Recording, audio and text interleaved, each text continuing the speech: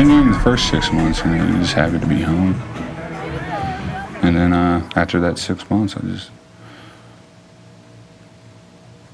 problems started.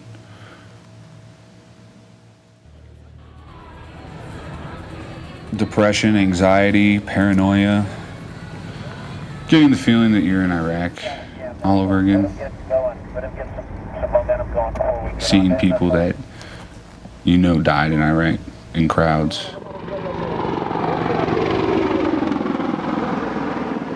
Constantly checking the rooftops as you're walking down the street.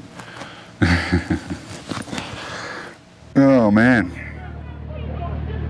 More than 300,000 US troops returning from Iraq and Afghanistan now suffer from post-traumatic stress disorder, PTSD, or major depression.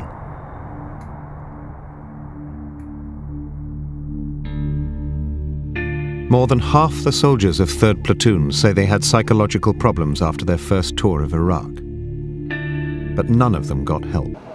The United States was making a last-ditch effort to regain control of a chaotic country, an effort now known as the Surge.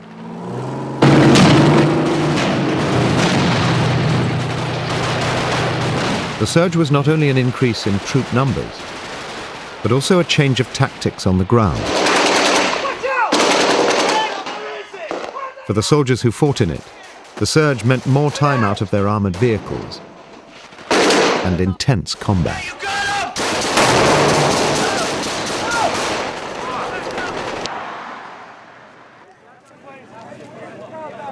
The Surge was a strategic success.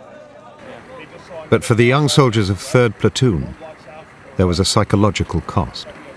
They were more exposed to the elements and to the bad guys and to the horrors of the battlefield for longer periods of time without a break. And that's got to have an impact.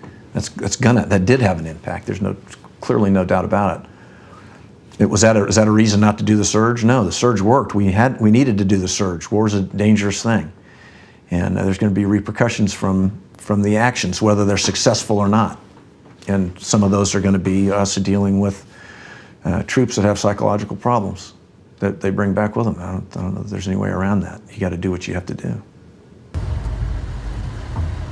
Before the Iraq War, American soldiers on psychiatric medications were not allowed to deploy to a combat zone.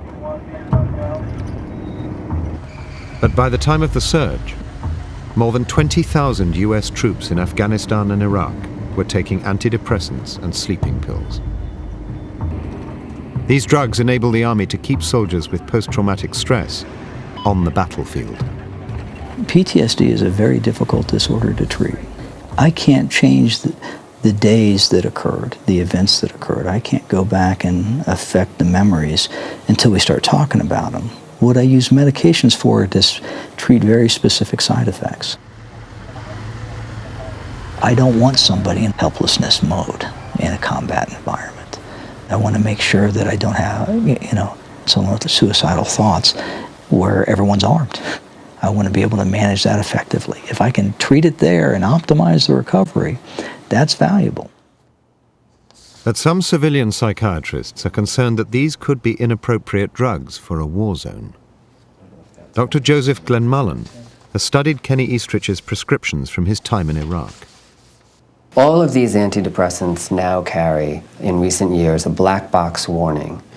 The black box warning for these antidepressants says that they can make people suicidal and a variety of other side effects that include insomnia, anxiety, agitation, irritability, hostility, impulsivity, and aggression, all of which obviously could become critical in a combat situation.